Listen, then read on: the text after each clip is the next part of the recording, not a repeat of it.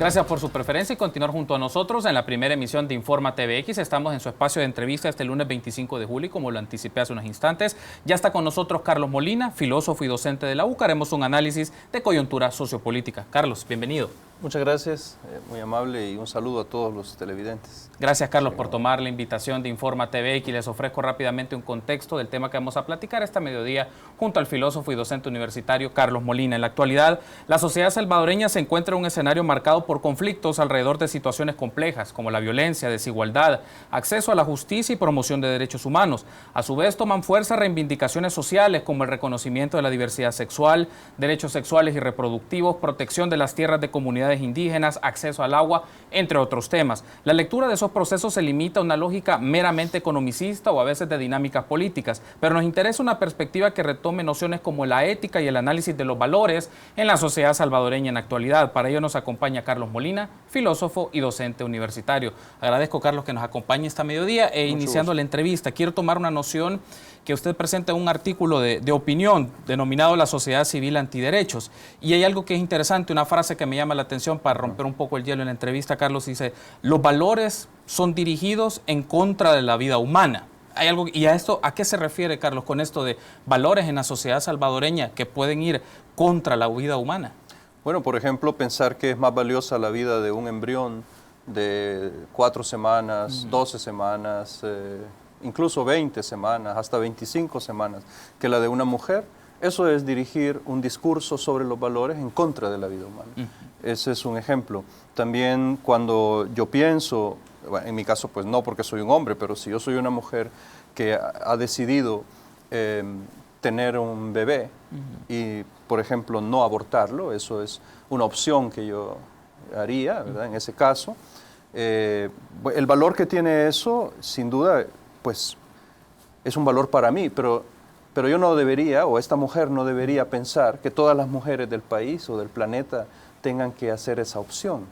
Ese es otro ejemplo de cómo a veces algo que es legítimo, optar por un valor o por algo que considera valioso, ser mamá, ¿sí? Ser mamá es una cosa valiosa, pero bueno, eso no se puede imponer, eso se puede dirigir en contra de la vida humana cuando se impone a otras mujeres que no quieren ser mamás o no pueden, no les conviene, etcétera, ¿no? Esos son dos ejemplos. ¿Eso cómo refleja, Carlos, esa idea? Me gustaría verlo pensando en la sociedad salvadoreña en este momento, este debate de ciertos valores, valores definidos como dominantes versus otras nociones que puede tener ciudadanos para el ejercicio de derechos. Es decir, cómo ciertos valores que se pueden imponer en la sociedad pueden ir en contra de la reivindicación de derechos que pueden tener individuos, pero sobre todo colectivos. Cuando se dice la sociedad salvadoreña, hay que decirlo, es algo diverso, plural. A medida que ha ido pasando el tiempo, esta diversidad se ha ido volviendo más relevante, más notoria, por decirlo así. Los valores dominantes usualmente son los que imponen los grupos dominantes en la sociedad, generalmente grupos dominantes económicamente, políticamente, la sociedad, los grupos dirigentes, pueden decir algunos también, o que establecen la forma de vida que todos deberían tener. Entonces, estos valores a veces pueden ser buenos para la mayoría, pero a veces, como por ejemplo, si lo relacionamos con el caso de la penalización absoluta del aborto que hay en el país, pues más bien perjudican a la mayoría de la población, en este caso a las mujeres pobres. Eso es bien importante señalarlo, ¿no? Cuando algunas personas dicen la sociedad salvadoreña está contra el aborto, realmente lo que quieren decir es que la visión que tienen ciertos grupos de poder en la sociedad, ellos la han logrado imponer de diversas formas al resto. Pero eso ha cambiado o está cambiando, porque a diferencia de hace 20 años, 10 años, etcétera, me parece a mí, hay ahora más personas en el país y sobre todo mujeres que han cambiado su forma de pensar. Y esto es algo complejo porque te voy a poner un ejemplo. Sí. Es probable que muchas mujeres que hace 10 años se oponían totalmente al aborto, en su caso o en el caso de sus hijas o sus hermanas o sus amigas, ahora piensen que probablemente cuando la vida de una mujer esté en peligro, el aborto debería ser una opción. Esos cambios son fundamentales y el problema aparece cuando los grupos que no piensan así pretenden imponer a los demás su forma de pensar. A menudo estos grupos también en la práctica son nomás unos hipócritas, ¿no? O sea, unos deshonestos, porque en El Salvador no hay que darse paja, ¿no? Las mujeres que tienen dinero pueden abortar, pueden agarrar un avión e irse a otra parte y hacerse un aborto, ¿no? Esto lo que hace es penalizar a las mujeres pobres. Eso hay que insistir en eso. Es una manera de decirle a las mujeres pobres que su vida no vale. Ese es el mensaje que mandan los diputados de Arena, ¿no? que han vuelto sobre el tema recientemente y quieren subir las penas para las mujeres, ¿no? Carlos, hay un asunto que usted mencionaba y creo que es relevante para la discusión, para nuestros amigos de la audiencia, es, bueno, puede existir personas que han cambiado sus puntos de vista o las nociones de sus valores. ¿Qué marca esa transición o esa transformación de los valores, Carlos? Porque estamos en un ambiente que los valores o las ideas de cómo nosotros concebimos ciertas cosas, marcado ya sea por el consumo, ya sea marcado por los medios de comunicación, es decir, por ¿qué lo ha causado? Fuentes. ¿Qué ha propiciado esa transición en el punto de vista de estos valores? Las sociedades cambian por muchas razones. Yo creo que en ese caso específico tiene que ver con el acceso a la información en buena medida. Hace 20 años o 30 o 40 años el acceso a la información era más reducido, por decirlo así. Es decir, ahora pues no quiere decir que sea todo ideal, pero las personas, la mayor parte de las personas tienen acceso a mucha información sobre el resto del mundo y sobre los problemas que les interesan gracias a las nuevas tecnologías de la comunicación. Bueno, eso es un factor. Entonces las personas, no sé, las mujeres, por ejemplo, miran que en otros países no es cierto que cuando las leyes sobre el aborto se vuelven más humanas, es decir, que el aborto es permitido en determinadas circunstancias, por ejemplo, cuando violan a una mujer y la dejan embarazada o cuando la vida de la mujer está en peligro. Bueno, hoy uno puede ver que en muchos países estas leyes existen y eso no significa que haya, no sé, miles de mujeres que salen corriendo a abortar, como a veces se hace creer a la gente. Entonces las personas inmediatamente descubren que les han estado mintiendo. Bueno, esa es una causa. La otra causa, me parece a mí, tiene que ver con la democratización, ¿sí? Y la politización a veces, que puede haber y que me parece que es fundamental en grupos de la sociedad civil que se lanzan al ruedo político y social a meter estos temas y luchar por ellos. Entonces, las compañeras y compañeros de las agrupaciones, colectivos que luchan por estos temas, se ha notado que también han tenido incidencia en nuestra sociedad. Se les comienza a escuchar, se van abriendo foros. Yo creo que con la apertura de los temas políticamente y en los medios de comunicación, también han aparecido estos colectivos. Entonces ya no es como antes, que se trata de una agrupación muy reconocida contra otras 4, 5, 6 personas que piensan distinto, sino que ahora está esta agrupación como los Sí a la Vida, etcétera, pero también están las católicas por el derecho a decidir, la agrupación por la despenalización del aborto terapéutico, etcétera, ¿no? Y eso también es una razón de por qué se cambia la forma de pensar. En este panorama, Carlos, de una lectura, ¿no? de las expresiones sociales y de poder en el país, quiero retomar una figura que usted pone también en este artículo, una sociedad civil antiderechos. Digamos, así como puede existir una figura de grupos que están reivindicando este tipo de derechos, por ejemplo, en el caso de la diversidad sexual o en el caso de los derechos sexuales y reproductivos, pero por otra parte hay una expresión de una sociedad civil antiderechos. ¿A qué se refiere Carlos Molina con eso? Esa expresión la utilizan las defensoras de los derechos humanos, por ejemplo, para decir que, para el caso del aborto, los del grupo Sí a la Vida, son antiderechos. Y yo lo que digo en el texto es que, vea, realmente estos grupos usan los derechos humanos en contra de la vida humana, que es lo que yo digo, por lo que tú comenzaste también, porque los valores y los derechos humanos se usan contra la vida humana, y eso se debe a que es posible hacerlo, es decir, los valores y los derechos humanos son un discurso que tienen que tener también su orientación. Por ejemplo, en nombre de los derechos humanos, Estados Unidos, no Estados Unidos, sino el gobierno estadounidense en esa época, en los años 80, Reagan, etcétera, justificaba la violencia en Centroamérica y la guerra de la contra la revolución sandinista y apoyar a los militares genocidas y a los gobiernos represores como el de El Salvador de los 70 y 80, en nombre de los derechos humanos. Entonces los grupos como el Sí a la Vida, ellos hablan de derechos. Por ejemplo, dicen que el embrión tiene derechos. Y en nombre de esos derechos del embrión, aplastan o se van con todo contra los derechos de las mujeres. Y lo que las agrupaciones pro derechos deben hacer es mostrarle a la población este engaño, porque mienten como no tienes idea. Falsifican las estadísticas, crean campañas difamatorias contra las defensoras de derechos humanos o salen como estos diputados locos de arena, ¿no? O hay un diputado especialmente que no recuerdo bien que parece que ha impulsado esto, ¿no?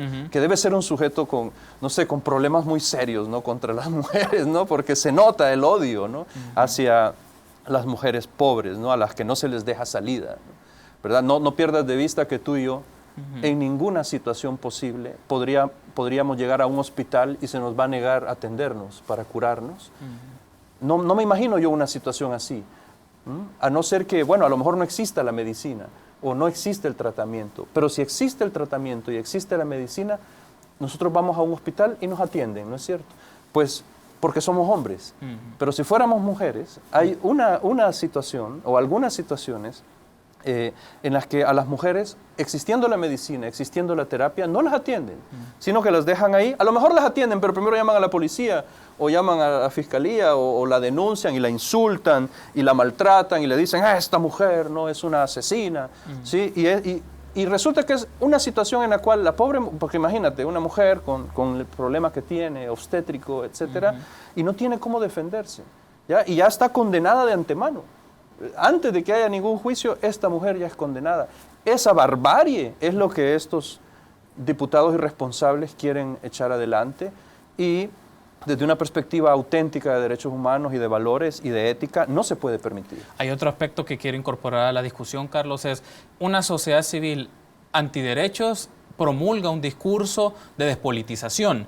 Creo que eso es importante para nuestros amigos porque el término politización tiene una carga peyorativa o tiene una carga negativa. Entonces, ¿a qué se refiere esto, Carlos, con los conflictos o las luchas que se generan en una sociedad? Yo diría que tanto los grupos antiderechos como incluso muchas asociaciones de derechos humanos legítimas o grupos de compañeros y compañeras de izquierda también caen en la trampita de la despolitización. Porque desde hace muchos años las arremetidas neoliberales agarraron esa bandera, que en última instancia es esto, mira, la política es considerada algo perverso y negativo. La política son los políticos, por lo tanto usted no se meta en política, ¿ves? Eso es falso, la política no solo son los políticos. Cuando las compañeras de las agrupaciones por los derechos de las mujeres van y hacen sus luchas, esa es una lucha política. Porque sin duda esto tiene que ver con intereses de grupos en la sociedad. La política supone el conflicto social. Entonces, hablar más bien lo voy a decir de esta forma, cuando yo hablo de despolitización, lo veo como un problema, tanto porque estos grupos de poder lo utilizan a su favor, como porque los demás, incluido la misma izquierda, en El Salvador y en toda América Latina, y yo creo que en todo el mundo, se han creído ese discurso. Y entonces no es raro que hay personas que luchan por los derechos humanos, luchan por las mujeres, luchan por los valores y la ética y piensan que deben ser apolíticos. Pero apolítico no hay. Tal vez, no sé, por ejemplo, un perro es apolítico, ¿sí? Un gato es apolítico, o un ángel, si existieran, no existen, pero digamos que hay ángeles. Bueno, un ángel sería apolítico, ¿no? Los dioses, ¿sí? Los seres humanos somos políticos y hay que recuperar eso. Hay que recuperar eso para no ser ingenuos y no pensar que, por ejemplo, en esta lucha por los derechos de las mujeres, la derecha está con nosotros como con la izquierda. O sea, la izquierda y la derecha al final pueden ser éticas, morales. No. Eso hay que descartarlo. Otra cosa es que en la lucha por los derechos de las mujeres, compañeras de izquierda hayan hecho alianzas estratégicas con diputadas de derecha y en todos los países eso se puede ver.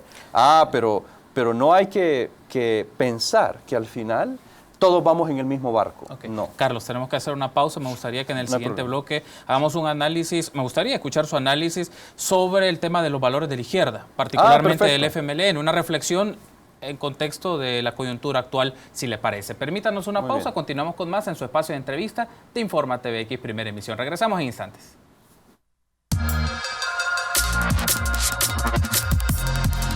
Continuamos en su espacio de entrevista de Informa TVX, primera emisión. Este lunes 25 de julio estamos haciendo un análisis de la coyuntura sociopolítica de nuestro país junto al filósofo y docente de la UCA, Carlos Molina. Carlos, retomando entonces la entrevista, ahora valoremos o hablemos un poco del FMLN. También quiero retomar otro artículo de opinión que usted publicó para un periódico digital en el país y también aparece en el sitio web Rebelión.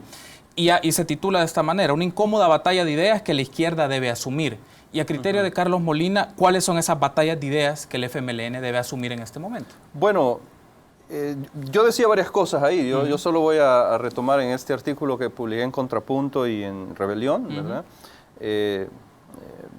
Decía varias cosas, pero me gustaría retomar una o dos que podríamos quizás conectar con lo que veníamos diciendo. La primera cuestión que yo creo que es fundamental señalar es que el FMLN tiene que realmente, o dentro del FMLN se debe crear una auténtica discusión acerca de qué significa ser de izquierda, empezando por ahí. Obviamente también esa es una reflexión que deben hacer los compañeros que pertenecen a grupos de izquierda fuera del FMLN. En El Salvador, cuando dices izquierda, pensamos en el FMLN. Eso es algo que el mismo FMLN se ha ganado a pulso porque son una izquierda que llamaríamos exitosa, políticamente exitosa. La única vez que una guerrilla se transforma en partido y llega al poder por medio de elecciones, 2 veces, ¿no? O sea, ¿cómo no va a ser exitosa? Entonces, obviamente, eso hará pensar a la gente de que izquierda es el FMLN, pero ya sabemos que no necesariamente. Ser de izquierda significa compartir unos valores muy específicos por la humanización y el desarrollo de la justicia, la equidad, los derechos humanos. Eso es ser de izquierda. Entonces hay un necesario debate que el FMLN debe hacer sobre eso. ¿Hasta qué punto las políticas del FMLN actual en el Ejecutivo o el trabajo de los diputados del FMLN realmente está reproduciendo esas ideas? Eso es necesario que se haga. Quiero conectar ahí con lo que decías tú sobre la despolitización. Por ejemplo, me parece fundamental el hecho de que el FMLN, a mi juicio, no se tome suficientemente en serio el asunto de la politización de la sociedad civil. Yo creo que el partido debería tomarse en serio la necesidad de que las organizaciones sociales, el movimiento social, se politice adecuadamente. No quiere decir que eso significa que se conviertan en instrumento del partido solo para agarrar votos, como mucha gente en el FMLN cree que es el movimiento social. Eso es un grave error. O sea, el FMLN debe comenzar a discutir acerca de esos errores que han cometido, porque a mi juicio ese es uno de los principales. Desde que el FMLN se desmoviliza como guerrilla y pasa a convertirse en un partido, hemos venido viendo cómo esa politización del movimiento social viene bajando y tiene que ver con muchas acciones ambiguas y además malas, ¿no? Mal hechas contra el movimiento social. Pero también me parece a mí con algo más grave, y es que esa es la idea de que no, bueno, ya que somos partido, pues ya no hace falta que haya movilización social, ya no hace falta, ¿ves? Entonces, eso conecta directamente con la necesidad de discutir acerca de la democracia. La democracia participativa deben tomárselo en serio. Solo agarran el tema, si te fijas, cuando vienen elecciones y de repente se habla de la democracia participativa aquí, allá, pero no se hace nada en concreto. Y eso es algo fundamental, ¿no? Yo creo que es una batalla que se debe hacer, es una discusión que se debe tener.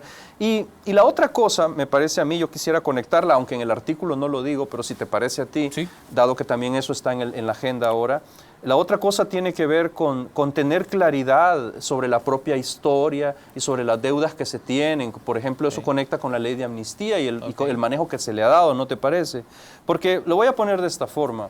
Creo que hay una confusión muy grande dentro de muchos compañeros del FMLN, una confusión terrible, ¿no? Piensan que la derogatoria de la ley de amnistía es como si fuera un golpe contra todo aquello por lo que ellos lucharon, ¿no? Algo así como que van a tener que pedir perdón por haber tomado las armas y haber hecho la guerra. Eso es una tontería, o sea, eso no es cierto. El FMLN, y yo lo digo así con toda claridad, no tiene por qué pedir perdón por eso. O sea, ¿dónde se ha visto? Si los pueblos y las personas tenemos derecho a rebelarnos y a usar la violencia cuando nos defendemos. Es violencia legítima. El FMLN no tiene por qué pedir perdón por eso. La ley de amnistía tiene que ver con los crímenes de lesa humanidad. Que por cierto, la mayor parte de estos fueron cometidos por el ejército, por la Fuerza Armada, por los grupos paramilitares, no por el FMLN, pero bueno, también tienen su cuota ahí, ¿no? Pequeñita, creo que el 5%, una cosa así. Muy bien, pero deben entender, y yo quisiera criticar, lo digo así con claridad, quiero criticar la forma como se ha asumido este fallo de inconstitucionalidad, ¿no? ¿Por qué quiere criticar esto, Lo Carlos? quiero criticar ¿En qué porque, sentido mira, de esta forma, yo pienso que es una gran oportunidad la derogatoria de esta ley, o sea, la idea de que esta ley es inconstitucional. Es cierto, no lo puedes negar. Eso además fue una ley, no olvidemos que el FMLN no la preparó y la puso ahí. O sea, la preparó el gobierno, la derecha, los militares, ellos fueron los que la sacaron, el gobierno de Arena. O sea, es una ley de ellos. ¿Por qué debería el FMLN defender eso? Ahora, vamos a ver. Pienso que el FMLN tiene razón cuando dicen que este fallo es parte de un paquete más amplio que les tiran encima y los quieren desestabilizar. Seguramente, yo lo vengo diciendo desde hace mucho tiempo, pienso que la derecha en este país está empleando a la Sala de lo Constitucional para atacar al FMLN, eso está claro, yo no sé qué prueba necesita más la gente, o sea, eso es evidente, están usando una estrategia, porque no pueden ganar en elecciones, se van al Poder Judicial, así como en Brasil. En Brasil, ¿qué hicieron con Dilma? Como no le pueden ganar en las elecciones y como Lula los iba a derrotar en elecciones, van y los atacan usando el Poder Judicial. La derecha arenera salvadoreña está haciendo lo mismo, ok. Ahí tienen razón los del FMLN, pero hasta ahí tienen razón. Pero ¿qué debían haber hecho ellos? ¿Cuál era la reacción correcta ante esto? Muy bien, nos están atacando con este paquete de fallos. Pero hay un fallo que nosotros estamos de acuerdo con él. Eso debían haber dicho. La ley de amnistía es un error. Qué bueno que se hizo esto al fin. Y vean, aquí estamos nosotros para decir, ahora el presidente ha dicho, ¿no?, que ha propuesto una ley de justicia transicional, algo así, ¿verdad? Tal vez debería usar la expresión restaurativa, ¿ya?, que sería más justa. Pero bueno, no me voy a meter en esos detalles, pero ojalá que los compañeros del FMLN resuelvan ese error. ¿Cómo sé que es un error? Te voy a poner un ejemplo. Convocaron a una concentración el sábado antepasado, a la que no llegó nadie, no porque los medios hayan conspirado y digan que no.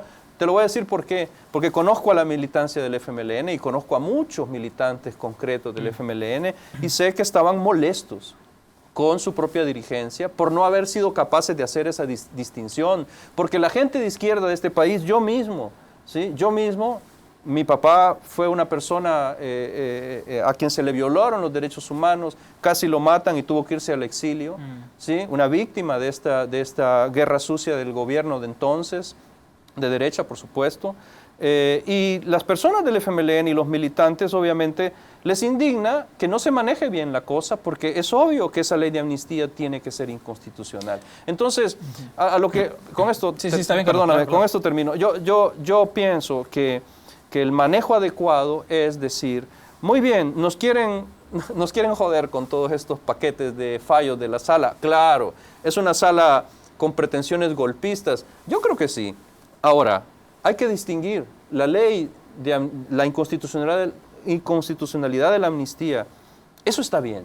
Nos quieren arruinar, nos quieren desestabilizar, pero ese argumento es bueno. Así que por ahí sí aceptémoslo y digámosle al pueblo, y eso es lo que los compañeros del FMLN tienen que reflexionar, tienen que decir la verdad, que realmente citen a las víctimas y digan los que cometieron los crímenes, aquí estamos, ¿verdad? Pedimos perdón. Eso es lo que se espera de una izquierda coherente, ¿verdad? Eso es Carlos, hay importante. un asunto que me ha generado una reflexión interesante para ponerlo a su discusión. Ya estamos llegando al cierre de la entrevista, pero quiero mencionarlo.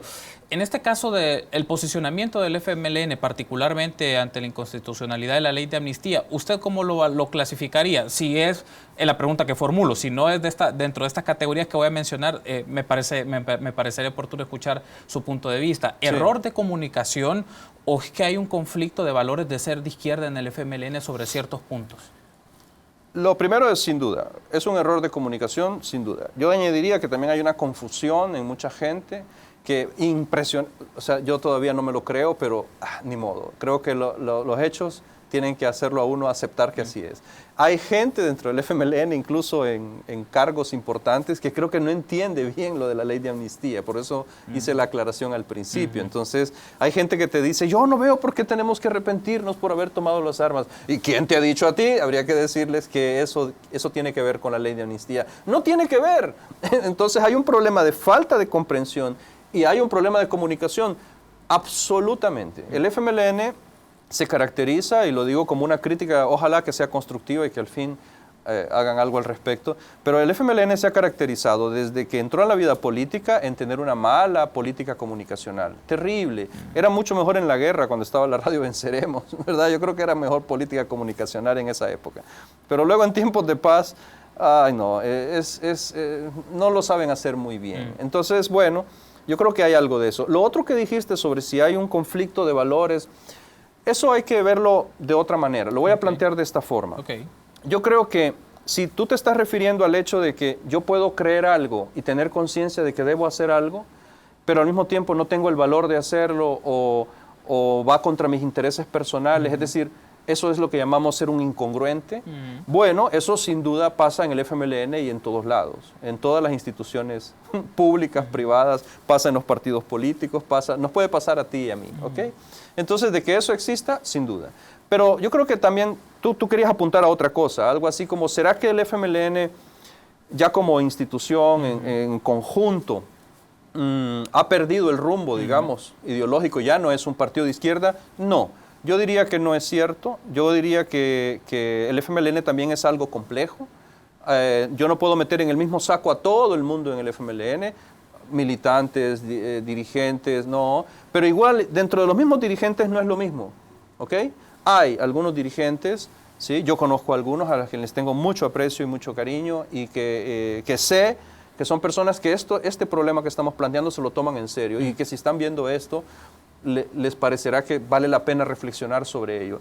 Y hay otros dirigentes, incluso también, conozco también algunos de ellos personalmente, que me parece que no, que ellos sí están haciendo las cosas de otra forma, mal, o piensan que no es relevante hacer esta reflexión, me explico. Y piensan probablemente que, bueno, sí, tenemos que ser de izquierda, pero está muy difícil serlo, ¿no? Entonces, vamos a hacer cosas como medio de derecha, porque es la única manera como podemos seguir adelante. Entonces, obviamente el FMLN tiene que discutir esto último que estoy señalando gracias a tu observación, porque las personas cada vez más en El Salvador tienen en cuenta esto y están pensando, sin duda, ¿acaso el FMLN no es de izquierda? ¿Por qué está haciendo estas políticas que parecen ser de derecha? No es cuestión, no estoy nada más repitiendo lo que diga algún político por ahí o por allá, ¿verdad? O sea, a lo mejor si alguien lo dice, lo dice tal vez por otras razones, pero yo pienso que la idea en sí es legítima. Un partido de izquierda debe cuidarse todo el tiempo de seguir siendo de izquierda. Y la izquierda que no está en el partido, como es mi caso, debemos mantenernos como personas de izquierda y ser capaces de decirle a los compañeros en el partido, corrijan el rumbo. Es lo que tenemos que hacer. O sea, no hay que interpretarlo como mucha gente lo hace, como, no, ya el FMLN, el discurso de Dagoberto Gutiérrez, por ejemplo, el FMLN ya está totalmente perdido, no hay nada que hacer. Yo creo que la falsedad de sus afirmaciones se demuestra también en la incapacidad que tiene él para hacer algo alternativo, ¿no? Porque no es capaz de hacerlo, ¿no? Pero yo pienso que no hay que caer en eso tampoco, no hay que caer en el juego de la derecha, sin duda, ¿no? No hay que hacer eso, pero tampoco podemos quedarnos callados. Hay que decirle a los compañeros lo que están haciendo mal y hay que también ayudarles a encontrar el camino para que lo hagan bien. Carlos, ha sido un gusto. Gracias por habernos acompañado. Muchas gracias a ti y un saludo a los televidentes y a todos los amigos y amigas. Gracias por habernos acompañado. Estuvo junto a nosotros en esta oportunidad Carlos Molina, filósofo y docente de la UCA. Hicimos un análisis de la coyuntura sociopolítica. Permítanos una pausa y continuamos con más información nacional en la primera emisión de Informa TVX. Regresamos.